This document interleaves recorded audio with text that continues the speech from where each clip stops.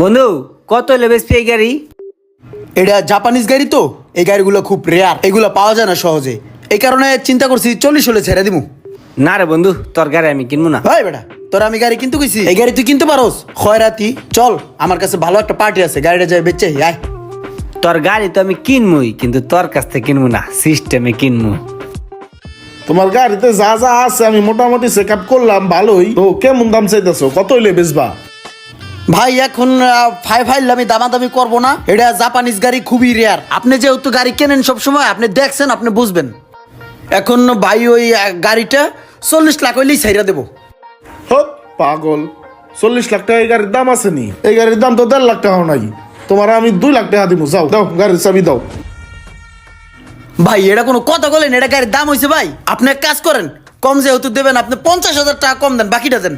না না না, 2 লাখ ফিক্সড হইলে দিয়া যাও, নাহলে যাও গা, যাও গাড়ি লয়ে বাড়াও। ভাই অনেক বিপদে পড়ে আপনার কাছে